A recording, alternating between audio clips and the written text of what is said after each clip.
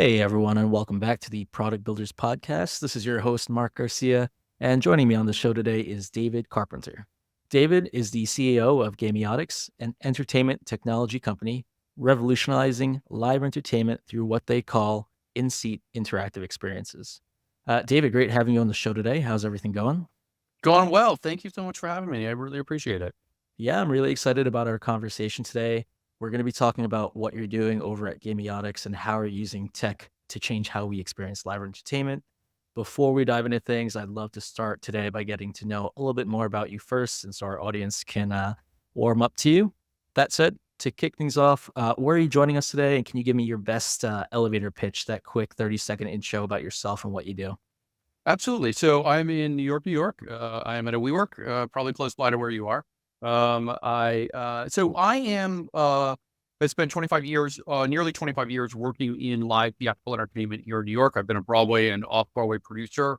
And back in 2015, I was trying to figure out a problem about how you build a branching narrative style experience for the live stage.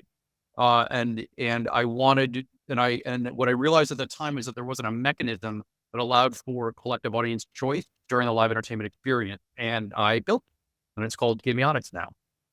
Awesome. So you are running a tech company, but you're not a tech person. So I'd love to dig into your background a little bit more. Can you tell us how your career path led you to where you are today in more depth?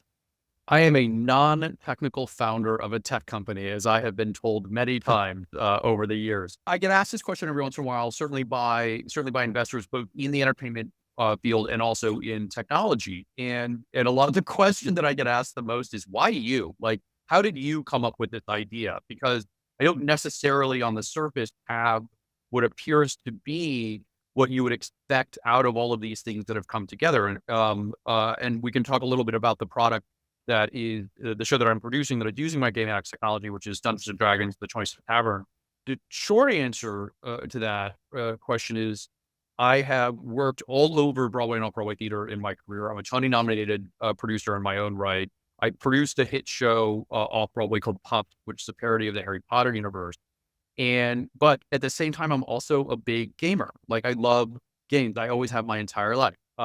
The big part of gaming that I enjoy, right, is story-driven games. So if you go back where that love and where that passion was fermented was back in the 90s on the games that Sierra put out. You remember those old games that Roberta Williams wrote.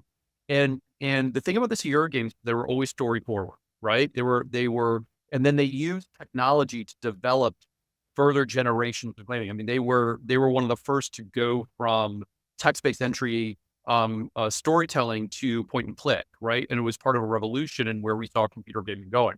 So that love of storytelling, of course, is a big part of my love of live entertainment and theatrical storytelling, right?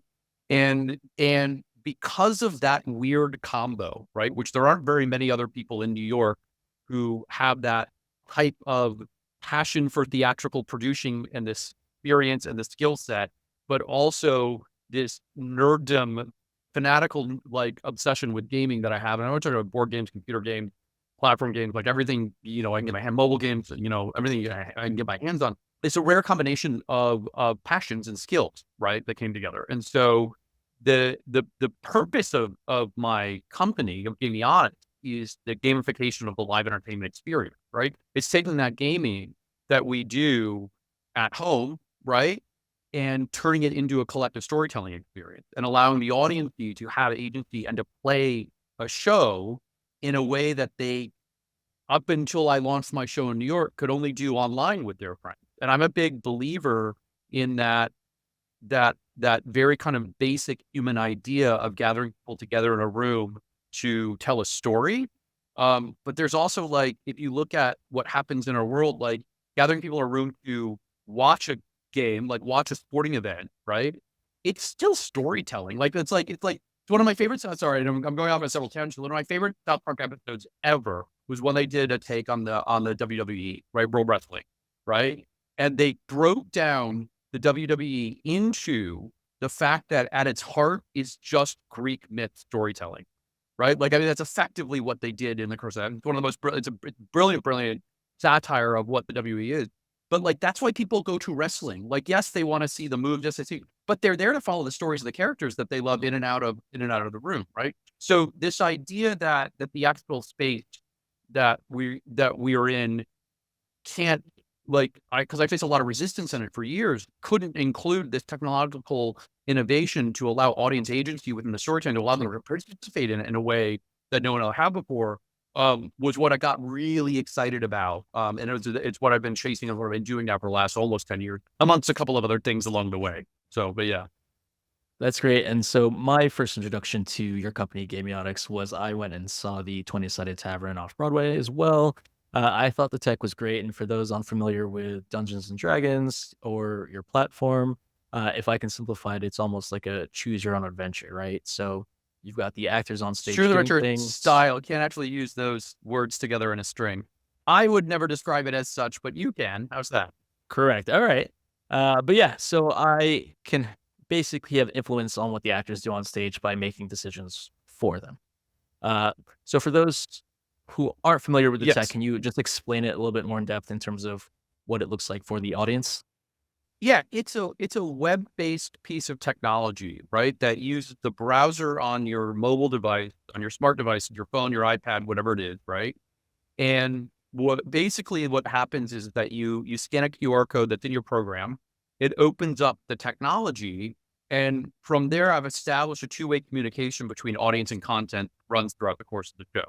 Yeah, we do several things with this technology during the show. It allows for collective audience decision making, right, where everybody is voting, polling, if you to use that word, at the same time, um, uh, in order for them to collectively make a choice, right? It outputs in a couple of different ways. Is that you have the interface that's on your phone. Again, it's not an app. There's nothing you have to download. It just opens straight up on your web, and then it has an output that we can project, right? So either, for instance, if there is a choice where you have one of the characters on say, hey, do you want me to do A? Do you want me to do B? We send A or B right to your phone. You choose A or B, and then you watch in real time which choice is getting made. And we designed it to work at the speed of live entertainment, which is really, really important. Like, there's no lag that exists within the technology because it has to happen in time with what's happening on stage, which is effectively the speed of light, right? Like what you're seeing on stage, so that your choices aren't hindering or slowing or stopping the action, that it's in time with what, right? And over the years, we've developed the best practices about how to deploy that within the environment that we've created, so that the audience gets caught up in the action of, and that the act of them making a choice is part of the dramatic the tension that's happening on that stage. So there's a little bit of an art to it, if that makes sense. Along with the actual software. Now, the software has a bunch of different outputs that it can do. We can do text-based entry. We can do a few other things. But one of the unique aspects of it is we have a system where based on your vote, I can divide the audience into different groups, and I can then send choices and questions just to specific groups during the run of an event. And so that allows us to be able to really play with how it is that we're communicating with the audience in real time in different ways, that give certain segments of the audience their own moment within the show, and they feel special. And then we can take that power. We can rebalance the power structures of how we're doing that all throughout the course of the show. It's actually really cool, right? Yeah, I mean, it was a really great experience as an audience member, not understanding how the tech worked on the back end. You mentioned you have been working on this for a few years. So, how long have you been working on the technology? And can you talk about what that first iteration of it looked like? So the first iteration of it was super basic. I had commissioned a show. This was under a previous production company. I'd commissioned a show to use the technology. I spent about 2.5 years working on that show. And functionally, it's very similar to what it was doing to what it's doing now. It's made a lot of improvements in the back end, right? But there is a little bit of, like, currently where we are right now. It's not broke, don't fix it. And there were several things that we've added along the years, which is expanding its repertoire in terms of what it can do. But functionally, it's pretty similar to what we started off with in the early days. Now, the challenge actually wasn't necessarily after we got over the initial speed bumps, right? Those in the very beginning and the first time that we were put some live performances together.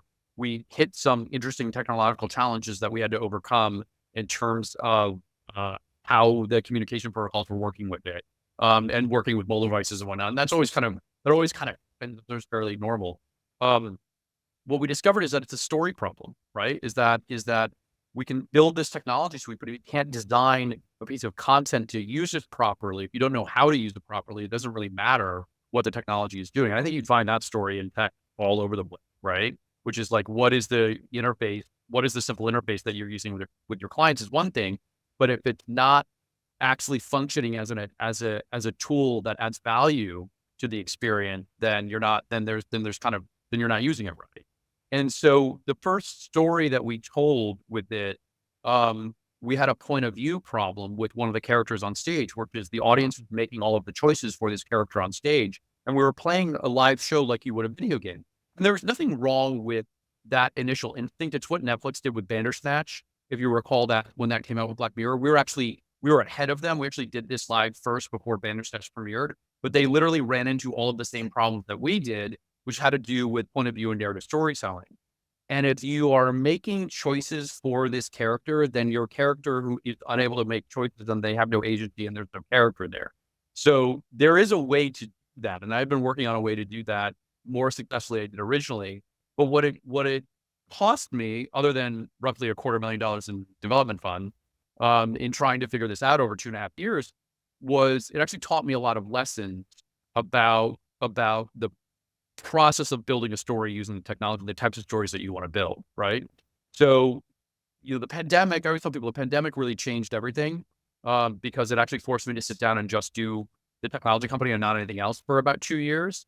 And it was during the pandemic that I built this idea that figured out that as opposed to my software being a tool for a specific story, what we're actually is a platform, that types of stories that can be told using that platform, which is a very weirdly different point of view when you're going out to build this. And what I'm doing right now with Dungeons and Dragons is that what I built is a template that uses my technology that allows for types of RPG entertainment to be told using this platform. So D&D, we're using we're using the IP for certainly, right? But we're using a lot of the mechanics that you would find within a D&D game as part of the gamification of the event in order to tell a D&D story that's based on the platform.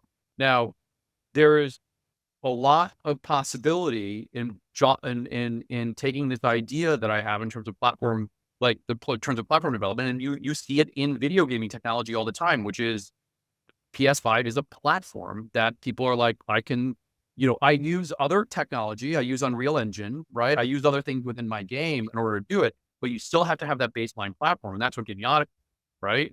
And so there's other IP out there that I'm starting to reach for that says, well, you're going to use my technology, and you're going to use it in a slightly different way, but at the end of the day, you're still using the platform for the audience engagement, right? And to deliver a gamification of event that allows for specifically agents, right, of consumer in event.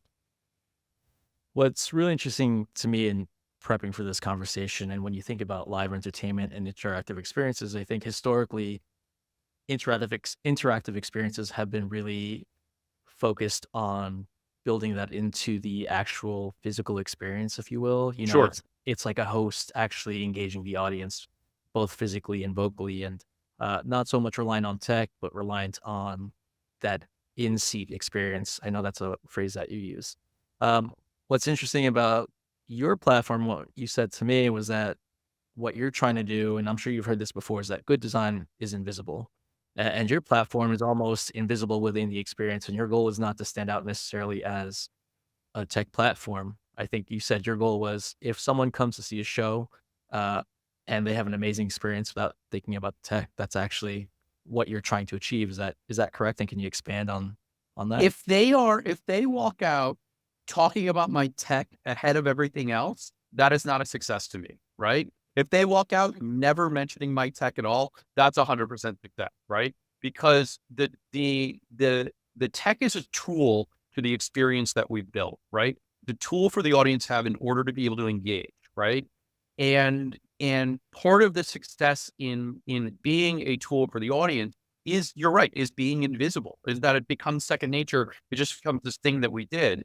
And if they walk on and say, hey, I had the most amazing time at the show because of the story, right? Because that's what people buy, right? No one is buying a ticket to the Dungeons and Dragons 20 Side Tavern for the Gamiotics tech, right? No one Right. is, right? What they're buying is a ticket to an experience Gamiotics tech is, of course, supporting and is underpinning, right? But they are buying a ticket to the experience, right? And so the goal being is that what it's doing is supporting the experience that they're having, right? That is allowing for a new type of experiential entertainment to be born into the world, right? But it's never about the tech. It's never about the tech for the experience. It's about the story that it's about the story that we are telling. So that's really hard. And that's one of the things that I discovered in this journey, especially when you're around a lot of tech entrepreneurs, is like, you have this sense of like, my tech has to be at the centerpiece of this. And Brady Pitchford, the CEO of Gearbox, right, who developed the Borderlands franchise, which is one of my favorite games of all time. And I'm meeting with him about a year ago, and he said to me at the end of the meeting, he said, you know, he's like, the tech isn't interesting to me. I got 1,500 years or 2,500, like some crazy number, right? Like I have 2,500 years who work for me, right? He's like, it's not the tech that's interesting to me, it's the design that the tech is supporting. That's the thing that you've solved that nobody else has solved. And like, yes, and like a deep understanding and vision behind it about how it's going to solve a design problem. That's the key, right? That's what I was been after. And so I realized what the point of Gamiotics was, because it has to be about something bigger than I've got some really nifty software, because then it becomes a gimmick. And from day one of the things that I've said is that the software can never be a gimmick in the show. It Right. has to have a purpose every time it is used that is weaved into the story. The minute it becomes a gimmick, it fails, because like gimmicks are good for one joke, right? And I need this thing to Exactly. support a 2.5-hour performance, right? And you would be, I mean, I've spent years going down that road of trying to convince people how to use the tech properly. And I think on this time around, the rules surrounding how to use the tech are really intense, right? To be able to deliver the story. And so, the good thing is in success, I'll be able to redesign the software package and start doing more with it. But I never want to drift from that route, saying more is going to support better storytelling, not more for the more. Right. And it's funny, when I first got into product design and user experience, of course, I wanted my work to be at the forefront. I wanted it to Right. be the thing that people noticed. And the more I've matured in my career, I've understood that it's about the user experience. And sometimes, yes, that is the technology and their experience within your platforms. A lot of the times, it's not about your product at all. It's about making the user have a great journey, a great experience, whatever it is they're doing. And I read a great quote, which I feel like really aligns with your platform, a while back. I don't know who said it. I can find it, but it's like an air conditioner in a conference room. You go into a meeting. No one's ever going to interrupt the meeting to say, "Oh, it's so comfortable in here, and this temperature is great." They don't even notice it. But that's good technology. That's good design. It does what it's meant to do, and it's making everybody, the user experience, great and comfortable. It's interesting. I think one of the hardest things that I'd overcome, especially in live theatrical, was, oh my God, people are gonna have their phones out during the show. And I was like, yeah. And they're like, well, then they're just gonna be on Facebook the entire time. I was like, well, thank you, Grandpa. Like first off, it's probably gonna be Instagram, but trust me, I'm talking to like 60-year-old investors in theatrical who do plays who are just like, I have no idea what you're talking about, right? And they'd be like, you can't, the phone's gonna be a huge distraction. And I'm like, I think, and what has been so gratifying on this journey, going all the way back to 2015, is getting people to understand that the because I'm of a generation of people that remember what it was like before we had the phones and the internet, right? Like I span that divide. I'm in my mid-40s right now. Like I remember before smartphones very clearly in my brain, right? Like it was a big part of my life, Yeah. almost half my life at this point that was pre-cell phone. And the kid, the 8 and 10-year-olds and the 15-year-olds who are coming to my show have never known a world without it. And that was kind of the point, which was these kids who are having the time of their lives of this show use the phone as a tool because that's what it was introduced of in their lives. It's never been a phone that, yes, has calling capabilities, but like the fact that we still call it a cell phone is insane to me because it's not even a phone anymore. Phone is just one thing that it does. But these children inherently know that because this is the thing that they use to access the world, right? Right. And so putting it in their hands and say, "Hey, use this to play this show," like water of a duck's back. Like it's just so natural to them.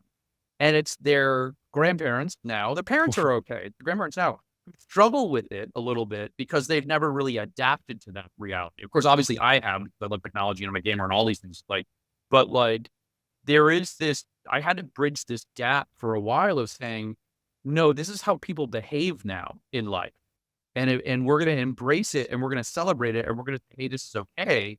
Oh, and by the way, and you saw this when you saw the show. We say at the beginning of the show, film it, take pictures. We don't care. Put it on the Instagram. Do it. And the audience, like, they love that. The first time I ever told this when we were training the ushers in the theater, they were like, you mean we don't have to tell people to put their phones away during the show? And I'm like, no. They're like, well, you just like made our job so much easier. We don't have anything to do during the show. All they do at theater now, right? Right. And now we're like, no, do whatever you want. We don't care. And it's revelatory to the audience, right? And that's designing for your audience, right? You're designing for people who both understand tech and who have grown up with it versus, I mean, you get such a wide array of people.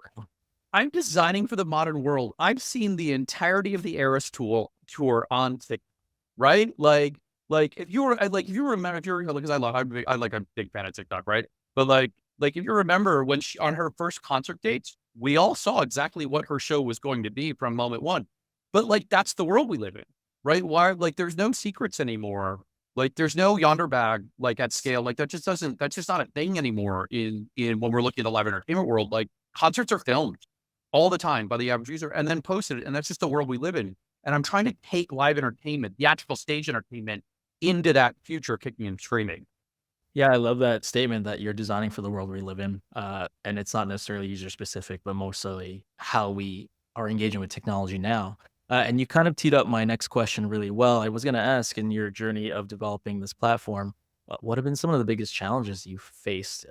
Live entertainment and tech traditionally, not two industries that we have seen cross over until more recently, but curious to know what that's been like. I mean, live entertainment is still live entertainment, right? It's a hard, tough industry. It only works at scale. It's going through just, it's going through a really rough time right now.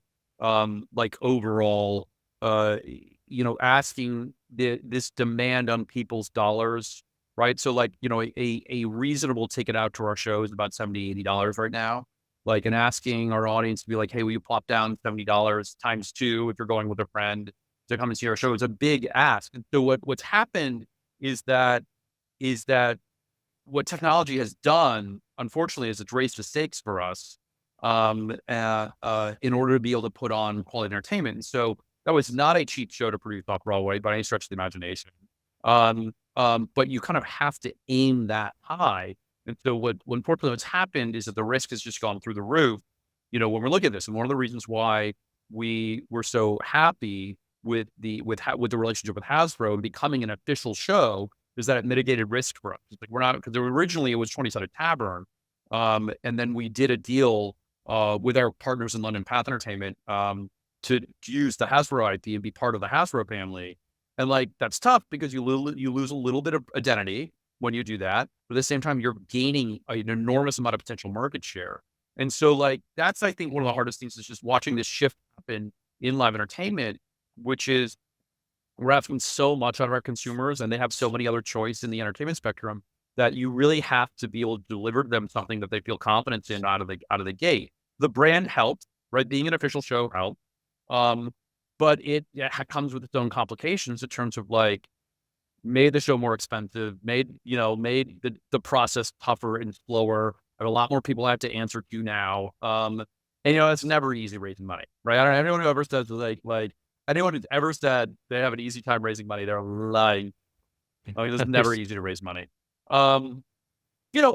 I think the good thing is I've also, over the last 3 years that I've been developing and working on this product is like really been able to take a step back and say, well, the product doesn't ever have to be over. It doesn't have to be done. We can always keep working on it. And that's also part of the challenge is like, because of the nature of the show, I'm not done yet. Like, I got Yeah. more work I want to do on this. Just because we open doesn't mean everybody walks away. It's like, no, we still are working on this and still improving and still doing the product improvement. And that's very different than the world that I've come in. Because normally you open the show and then you're done on the creative. And I'm like, oh, no, we're just getting started. Yeah, I'm sure there's a lot more iterations that you could do to improve Yeah. both the platform and the show experience. And that said, you have brought this up a number of times, this idea of storytelling and branch storytelling and creating a platform that's not a gimmick, that is actually purposeful. So Right. can you speak a little bit about how intertwined is the storytelling with the development of your platform? Are they, it sounds like you started off with the storytelling, then you moved to tech, and now they're equally weighted. Great question, right? And I'm still discovering the answer to this, to be honest with you. What I'm doing now is that as I am starting to work on new products or further iteration of the current products, just starting to do it, I'm bringing the technology engineers in at the beginning of the process. So rather than saying, hey, here are all the things you could do, design with what our current capabilities are, and then ask us if we need to make adjustment, we're starting from kind of a different standpoint of saying, all right, here's the general outline of what the platform is. What does this story need that Gamiotics doesn't have yet in order to tell this story, in order to design it? And so that is tough because you don't want to get down some blind alleys, but we're bringing the technology design closer into product development, which is not where it started. It was, here's a bunch of things that I could do to go make something. And now it's like, okay, you can do all these things. We want to tell this type of story now. What else do we need it to do? So that's the new kind of phase that I'm starting to enter into the next year. I got to do a massive overhaul of tech anyway. Like there's like, and any software CEO will tell you like, you're always just constantly like overhauling the code. Yep, Right. I know that. Um, yeah. So I'm about to start on a 7-month journey on that now that the show's open. Which, again, I was gonna ask about what the future is for the platform and where you see it going in, say, like, the next year. So the next thing, I mean, obviously supporting 20 Side Tavern is its main job right now. And because like I have two jobs, right? Is that I run, I'm the producer and executive producer of 20 Side Tavern. So I run that CEO, I'm the CEO of that organization. And I'm the CEO of the tech company, right? So I'm wearing a couple of hats right now. So and my ability to spin up new product is I'm closing another round of financing right now, and that will help me start a development engine at Gamiotic to start working on some new stuff so that I can continue scaling 20 Sided Tavern. Show's going to go out on tour at some point. We're going to do productions in other countries. Like, there's a bunch, like, I'm staring down the barrel of like 4 productions within the next 2 years to start right now that have to get launched. Um, um, and then, and so so on the Gamiotic Primal side, it's saying, all right, what's the other IP that we want to work with? Who else do we want to talk to? What other things we can start getting in there? And then, and start moving the technology in that direction. So the answer, the next thing that I'm about to embark on is time ticketing, right? So like, exhibition style entertainment, where the experience, if you look at what Gamiotic is doing right now, it starts an instance for an audience of 500. And then once the Right. show is done, the instance closes. Starting to spin up as many instances as I need to, right? That start for a user or a small group of users to go. I'm actually not that far from being able to do that. So with that idea, it's starting to look at saying, okay, well, what are the ideal products if we want to move into a pipeline now that we can then start developing that idea for. I've had this idea for years now. I'm now finally being able to, now that 20 Tavern is open, get to saying, all right, now let's really start this exhibition style idea. Because then I want to grow into different verticals and there are other things that we want to do. But like, I have to, for the moment, in the next couple of years, stay squarely within live entertainment. That's really exciting. It sounds really interesting. I know having gone to, like, let's say, a museum that Mhm. incorporates tech into those exhibits, it's really cool, but the tech is very much grounded within a very physical space. Yeah. So creating something in terms of individual instances sounds like quite the lift, but excited to see how that pans out. It is like, no, I have a really good vision for it. Like, I got a really good vision for it. I think the question right now is like, there's other IP inside of Hasbro that I want to play with right now. And so I have to go ask for it. And so, but there is something I won't say, but there is something that actually would satisfy both those things at once. And so it's like, well, if I was just going to let me play with a piece of IP and I have this idea on a new version of the technology in terms of what it can do, should I pursue that direction? So it's like I'm at that stage right now. And like, again, in any startup life thing, all right, first product rollup worked, appears to be working. We're now on a journey. Where do I start like spending, some extra time, not that I have any, in terms of starting to scale the technology company. So to have that conversation with my investors and my business partner in Gamiotics, of course, my business partner in Gamiotics is one of my major investors in 20 Side Tavern. He's like, stay focused on 20 Side Tavern. Like, don't do anything else. I'm like, yeah, but you've met me. That's not really possible. But like, I'm not going to be able to do that. And I know we've been talking a lot about live entertainment, but I'm curious if you have a vision for, if you can see other applications of your tech for applications beyond Broadway. Could it be used in other fields like Sporting education or event, sporting conferences? events for sure. I'm working on an education project right now for the National Science Foundation. One of my investors is a professor at the University of Florida, and he and I have a really great idea about how to do something within a classroom. And it's like education is so far afield, but he keeps pushing me on it. And I'm like, all right, I just keep working on it with him. And so we're looking at a grant from we're at final stages of a grant application with the NSF that we have a really good shot at getting. And if that happens, then it's like, all right, well, we'll start pursuing that. So, it's that question right now of saying like building appropriate team, like having the vision, getting the IP, putting the idea together, and then building the right team to say, okay, go execute this, and I will be here and pay attention and come back to me. But like, let's start building out these other ideas right now. So like, yeah, there's a few other things that are out there. I'm trying not to spread myself too thin, but I have to keep several balls in the air. Yeah, it sounds like you have a lot of great ideas that you're trying to push forward, which leads me to this question in terms of as being an entrepreneur, a CEO, what advice would you give to other entrepreneurs or people trying to innovate within their industries who may or may not have a specialty in technology or a background in tech? Well, you don't. I mean, that's the thing. It's like you don't have to be a software engineer in order to have it. Like you make a good like like you can make a good CTO or a CEO if you built the tech, right? You've done the coding, but like the reality is like you still have to have the CEO skills. You have to have the financial running. You have to have the fiduciary responsibility. You have to understand how to deal with investors like that. That is all well and good. Um, the thing that took me a long time to learn, especially coming out of Broadway and working at Broadway as long as I did, which is like, I'm not in a race with anybody else, right? Like, Yeah. I am in a race with myself and myself only. I really try very hard to not worry what anybody else is doing. And there have been several moments, even with my own technology company, where I have said, oh my God, someone's going to catch up to us. This is tech. Like, we only have a limited amount of time to get this out. And that turned out to be completely untrue. Like lots of people are trying this idea. No one is doing it the way that I'm doing it, right? And I'm lucky enough to have just the right connections financially, IT wise, legally, in order to be able to pull this off. But at the end of the day, it's like this is really about me trying to achieve something, not worrying that somebody else is going to take anything or take this from me, if that makes sense. Um, Yeah.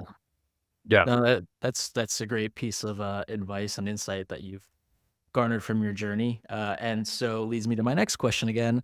You have obviously been on a long journey from entertainment and now building your own platform and doing all these different things, wearing a lot of different hats. If you could take a step back, what advice would you give to your younger self now that you have been on this journey and your career path?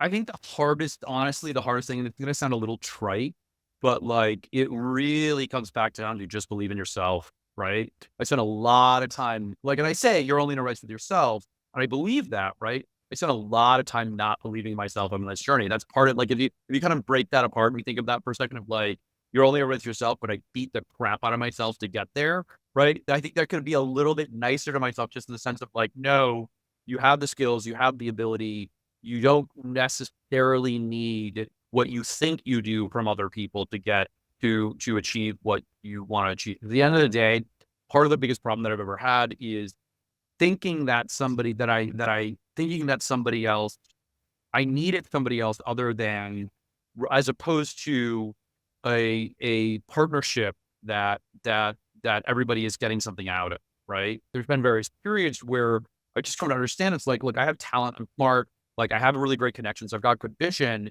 And there's been a little bit of people who've used me, right? And jumped on the bandwagon because I've got a really great idea when it was like, oh, I didn't quite need you the way that I thought I did. And I, like, 'cause at the end of the day, when everything falls apart, like it's still me picking up the pieces and moving the thing forward. And that's, I think, the hardest thing. I think the youngest self being like, at the end of the day, it's up to you, right? Because if you want to be an entrepreneur, yeah, if you want to be an entrepreneur, like that's it. Like you like every if things aren't going well, everybody flees, right? And when it's going good, they're all there claiming credit for it, right? But if it's not going well, everybody flees. And I think that's been a really hard part of the journey. Is like you just gotta and if you believe in yourself and you're like, people are gonna come and go, and people are gonna do what they do, makes it a lot easier. Yeah, that is great piece of advice that I would also echo. Yeah. Believing in yourself, just having the It confidence to sounds so trite. It's so stupid, right? But it really is like you don't if you believe in yourself, it's not that you don't need other people. It's just that it really helps in that having the confidence to act and the confidence to do stuff, right? And that you actually don't need anybody else to act, when you're an entrepreneur. You need to believe in yourself and just do it and get the job done. yeah, You know? love that, love that. I know we are coming up on time here. Yeah. To finish up this conversation, we like to end these episodes with what we call our Majestyk Bite, key takeaway that we'd love our audience to walk away with. David, I'd love for you to share what your Majestyk Bite would be for today's episode. I think you kind of put the nail on the head, right? Which is when talking about being a non-technical founder of a CE company.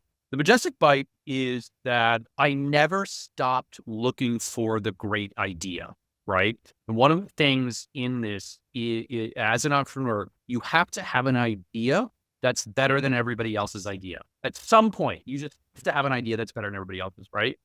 And I never stopped looking for that great idea. And that and it has to be unique, right? And it has to be something that nobody else is doing and nobody else is like, it has to be something that and what it turns out is that I had an idea and I got lucky because luck also plays a part of it. I got lucky is that I had the right skill set for that idea at the right time. But the most important part was like, I never stopped looking. I had a lot of ideas in my 20s and 30s, right? Like, right. That Yeah. never went anywhere, but I never stopped looking for that idea. And so one thing, and I'll give you this. My grandfather he died in '88. He was a Grammy-winning composer, and he was a musician in Hollywood for years and years and years. Right? He didn't start his composing. He wrote he wrote the music for television shows, A-Team, Hunter, Magnum PI. Like he wrote all those theme songs. Right? He won a Grammy for Rock Profiles. He didn't start that career as a composer until he was my age now.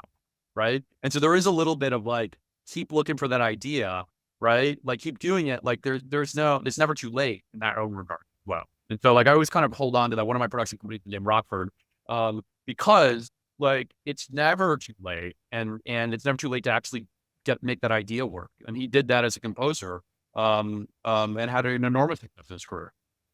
I love that. I think people get really stuck in this idea that like it's a little too late or I'm too old or this and that. And if you've got an idea, and a great one at that, I feel like, again, it goes back to your other advice. If you believe in yourself, if you've got a great idea, go for it. Never late to do anything. And that is a great bite to walk away with. Thank you for sharing that. David, where can people go to find out more about you? Any websites you want to direct them to? Gamiotics.com, Gamiotics, or you can find me at the 20sidedtavern.com. Awesome. We'll be sure to link out to those with this episode. But David, it's been great having you on the show today. Thanks for your time. And if anyone wants to go see the 20-Sided Tavern in New York, I believe is the only city that's playing. It's in New York, off Broadway at 7 days a week. Our only day off is Wednesday. We're at a theater called New 42, or Stage 42. Sorry, Stage 42 on 42nd Street. And yeah, you get tickets at the 20-Sided Tavern.com. Awesome. Thanks again, David. And we'll keep an eye out on Gamiotics and the future of things to come. Thanks so much.